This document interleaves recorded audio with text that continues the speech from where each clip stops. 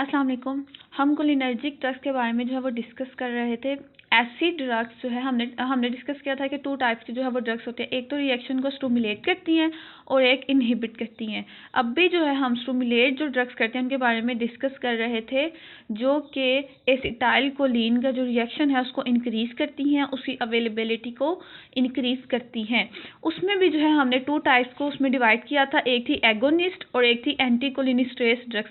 Agonist वो थी जो कि डायरेक्ट जाके उसके रिसेप्टर पे एसिटाइलकोलिन के रिसेप्टर पे एक्ट करती है और उसकी अवेलेबिलिटी को इंक्रीज़ करती है, जो लास्ट वीडियो में हम डिस्कस कर चुके हैं। आज हम डिस्कस करेंगे एंटीकोलिनिस्ट्रेस ड्रग्स। अब एंटीकोलिनिस्ट्रेस ड्रग्स क्या होती हैं? अब अगर जो है हम इसके जो वर्ड है इसको जो है वो डिग्रेड करें, इसको थोड़ा थोड़ा डिवाइड करें, तो मैं आपको समझाती हूँ। Anticholinesterase. अब जो है स्ट्रेस का मीन होता है डिग्रेडेशन, ठीक है, डिग्रेडेशन।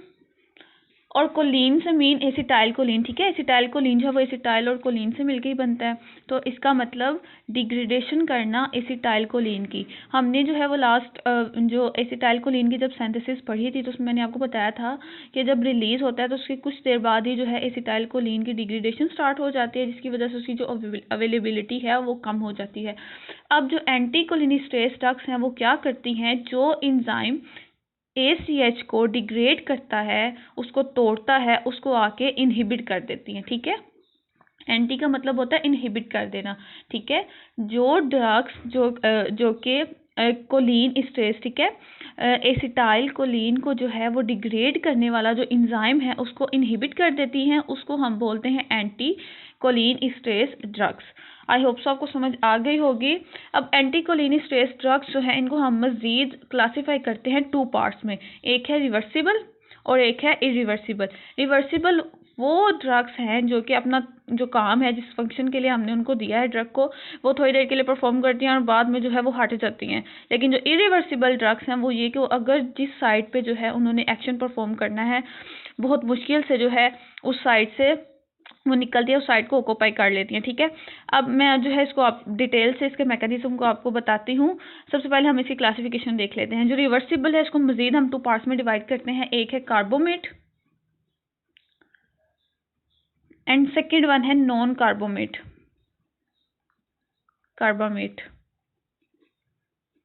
सो रिवर्सिबल को हमने 2 पार्ट्स में डिवाइड किया, कार्बामेट और नॉन कार्बामेट। इसी तरह इरिवर्सिबल को भी जो है हम 2 पार्ट्स में डिवाइड करते हैं। एक है कार्बामेट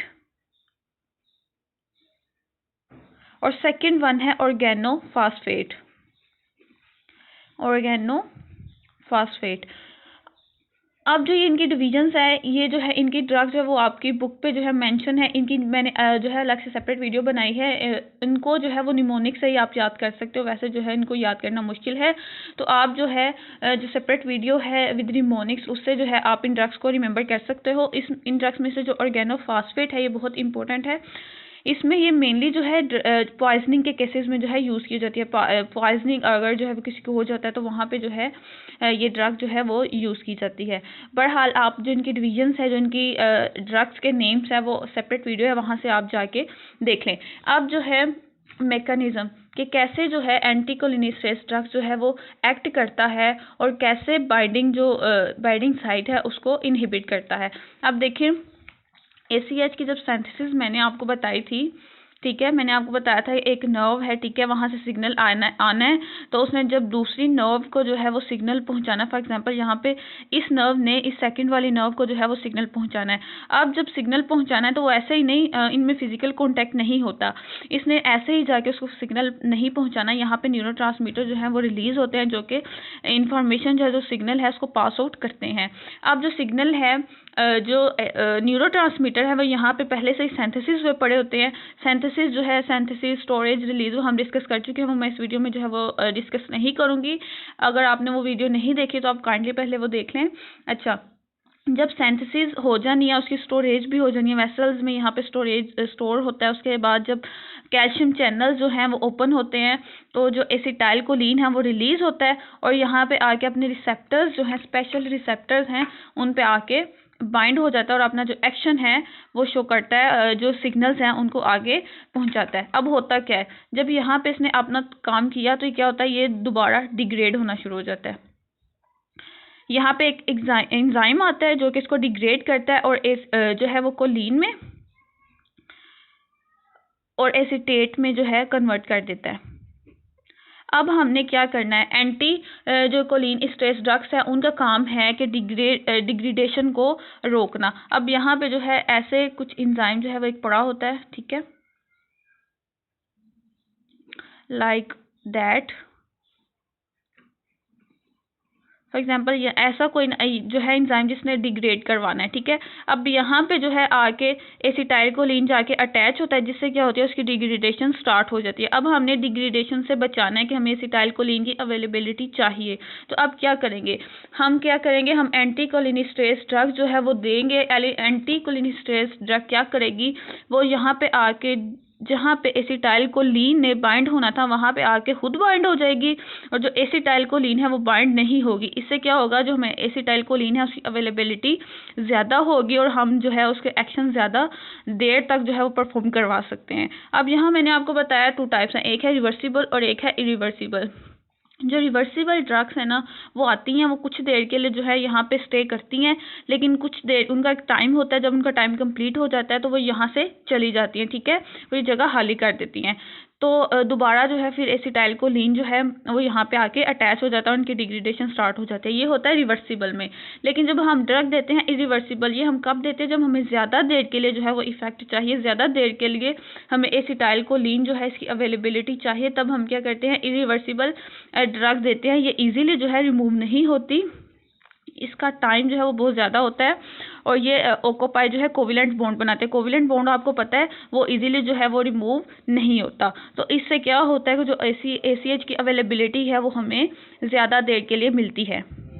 सो इस तरह से जो है एंटी कोलिनिस्टेरेज ड्रग जो है वो अपना मैकेनिज्म शो करती है। इसकी जो है क्लासिफिकेशन इंपॉर्टेंट्स हैं, इसकी ड्रग्स मैं आपको पहले ही बता चुकी हूँ कि इनकी सेपरेट वीडियो है विद निमोनिक्स, आपने वहाँ से इसकी ड्रग्स रिमेंबर करनी है। उसके अलावा एंटी कोलिनिस्टेरेज ड्रग के जो है वो एक्शंस हैं।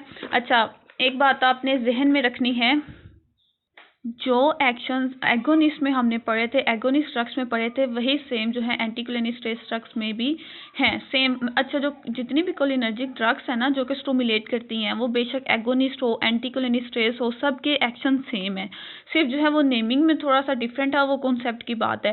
एक्शंस इनके बिल्कुल सेम है। सो जो एक्शंस मैंने आपको लास्ट वीडियो में डिस्कस किए थे, बिल्कुल सेम एक्शन जो है इसी के हैं। मैं फिर भी जो है हम एक दफ़ा इसको देख लेते हैं कि एक्शंस कौन सा, रिवीजन कर लेते हैं। सबसे पहले आई पे इसका क्या एक्शन होता है, मियोसिस हो जाती है, ठीक है। मियोसिस मैंने आपको बताया था कॉन्ट्रैक्ट, अगर आई जो है वो कॉन्ट्रैक्ट हो जाती है, अगर प्यूपिल का जो साइज़ है, अगर नॉर्मल साइज़ अगर ये है, ठीक है, फॉर एग्जांपल अगर ये जो साइज़ है प्यूपिल का, अगर वो इतना हो जाता है, कॉन्ट्रैक्ट करके छोटा हो जाता है, तो उसको हम बोलते हैं मियोसिस, ठीक है। प्यूपिल का साइज़ छोटा हो जाना, कॉन्ट्रैक्शन हो जाना, उसको हम मियोसिस बोलते हैं।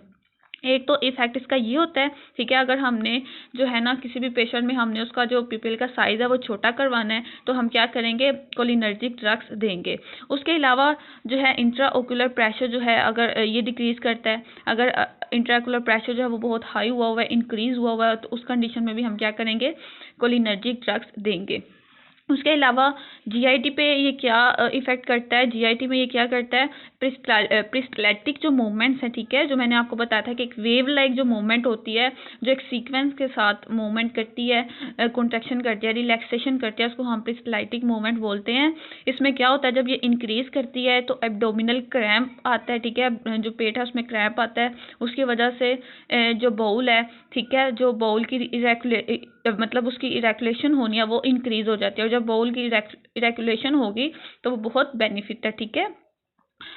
और उसके अलावा जीआईटी पे हो गया ये इसका इफेक्ट। उसके अलावा स्मूथ मसल्स पे ये क्या करता है, उसकी कॉन्ट्रैक्शन करवाता है, ठीक है। तो जब भी अगर हमने मसल्स की कॉन्ट्रैक्शन करवानी है तो हम कोलिनर्जिक ड्रग्स जो है वो देंगे। उसके अलावा ब्रोंक्यूल्स पे ये क्या इफेक्ट करता है, कॉन्ट्रैक्शन करवा देता है। यहाँ एक बात ध्यान में रखने वाली है, ये जस्ट फॉर एग्जाम्पल अगर जो है वो सांस की नाली हमारी है एक, तो इसमें ज़रा सा भी कोई जो है इसमें जो है ऑब्स्ट्रक्शन आ जाती है या फिर ये कॉन्स्ट्रिक्ट कर जाती है, तो उसमें उससे क्या होगा, जो हमारी हवा जो सांस की नाली है इसमें प्रॉब्लम होगी, सांस जो रिस्पायरेशन है उसमें प्रॉब्लम होगी, और उसकी वजह से क्या होगा, अस्थमा का अटैक आ सकता है। ठीक है, जब ब्रोंक्यूल्स की कॉन्ट्रैक्शन होगी तो अस्थमा के बहुत ज़्यादा चांसेस है कि उसका अटैक हो जाए। तो एक बात आपने जहन में ये रखनी है, और ये भी रखनी है कि जिन पेशेंट्स को अस्थमा हो उनको ये ड्रग्स नहीं देनी, उनको अवॉइड करनी है। उसके बाद ग्लैंड्स पे इसका क्या इफेक्ट आता है, ग्लैंड्स पे ये करता है कि ये ब्रोंकियल जो है जितनी भी सेक्रेशंस है ना ग्लैंड्स की, उनको इंक्रीज कर देता है। वो सेक्रेशंस ब्रोंकियल सेक्रेशन भी हो सकती हैं, लैक्रिमल सेक्रेशंस भी हो सकती हैं, स्वेट ग्लैंड्स की भी हो सकती हैं।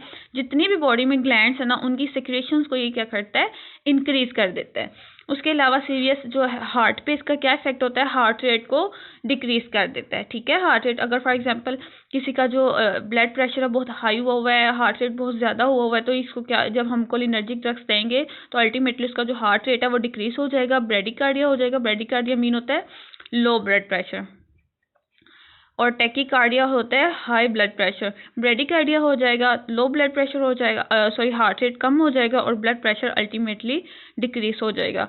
सो ये एक्शंस है, इन एक्शंस को अगर आप जहन में रख लेंगे ना तो कोलिनर्जिक जितनी भी ड्रग्स है जो कि स्टिमुलेट करती हैं ACH को, सब के एक्शन सेम है। ठीक है, यही एक्शंस है जो कि आपने बार बार पढ़ने हैं। उसके अलावा ये जो थेराप्यूटिक यूज़ है ये बहुत इंपॉर्टेंट है। ठीक है, हमने एक्शंस तो पढ़ लिए ड्रग्स के कि वो क्या क्या एक्शन करते हैं। अब हमने ये देखना है कि थेराप्यूटिक के लिहाज से हम उनको कहाँ कहाँ जो है वो यूज़ कर सकते हैं। सो ये बहुत इंपॉर्टेंट है, इसको आपने ध्यान से देखना है। सबसे पहले हमने ग्लूकोमा के पेशेंट जो है उनको जो है हम ये ड्रग्स दे सकते हैं। जो इंट्रा ऑकुलर प्रेशर है ना वो इंक्रीज हो जाता है, बहुत हाई हो जाता है ग्लूकोमा के पेशेंट में। तो हमने अभी जो है एक्शंस में डिस्कस किया है कि आई को ये क्या करता है, इंट्राकुलर प्रेशर को क्या करता है, डिक्रीज कर देता है। तो हम क्या करेंगे, कोलिनर्जिक ड्रग्स हैं वो देंगे जिसकी वजह से जो इंट्रा ऑकुलर प्रेशर है वो डिक्रीज हो जाएगा। सो एक तो ये इसका जो है वो थेराप्यूटिक यूज़ है जो कि आपने जहन में रखना है। उसके अलावा सेकंड जो थेराप्यूटिक यूज़ हम किस में इसका कर सकते हैं वो है माइस्थीमिया ग्रेविस। माइस्थीमिया ग्रेविस क्या होता है, इसमें ये होता है कि जो मसल्स हैं उनकी स्ट्रेंथ जो है वो डिक्रीज हो जाती है। जब मसल्स की स्ट्रेंथ डिक्रीज हो जाती है तो वो आहिस्ता आहिस्ता डिग्रेड होना शुरू हो जाते हैं। उस कंडीशन में जो है हम ये ड्रग्स जो है वो देते हैं, कोलिनर्जिक ड्रग्स देते हैं। वो क्या करते हैं, इंक्रीज कर देते हैं स्ट्रेंथ ऑफ मसल्स। सो इस कंडीशन में भी जो है हम जो कोलिनर्जिक ड्रग्स हैं वो दे सकते हैं। उसके अलावा एट्रोपाइन पॉइजनिंग कोई भी पॉइजनिंग का केस आ गया, ठीक है, कोई भी पॉइजनिंग कंडीशन हो गई है तो उस कंडीशन में भी जो है हम थेराप्यूटिक कोलिनर्जिक जो ड्रग्स हैं वो दे सकते हैं। उसके अलावा जो है अल्ज़ाइमर डिसीज़ में ये हम दे सकते हैं। अल्ज़ाइमर डिसीज़ क्या होती है, एक न्यूरोजेनरेटिव डिसीज़ है। ठीक है, न्यूरोडिग्रेडेटिव डिसीज़। इसमें क्या होता है कि जो न्यूरॉन्स है ना वो आहिस्ता आहिस्ता डिग्रेड होना शुरू हो जाती हैं। डिग्रेड जब होना शुरू होती हैं वो क्यों होती हैं, इसलिए कि उनमें जो ACH है, एसिटाइलकोलिन है, उसकी अवेलेबिलिटी कम होती है। लैक ऑफ एसिटाइलकोलिन की वजह से न्यूरॉन्स की डिग्रेडेशन स्टार्ट हो जाती है। उस कंडीशन को हम बोलते हैं अल्ज़ाइमर। तो हम क्या करते हैं कि उस कंडीशन में जो है कोलिनर्जिक ड्रग्स देते हैं, और वो क्या करते हैं, जो अवेलेबिलिटी है ACH की उसको इंक्रीज करते हैं, और इस कंडीशन से प्रिवेंशन हो जाती है। सो ये कुछ जो है वो थेराप्यूटिक यूजेस हैं जो कि आपने जहन में रखने हैं।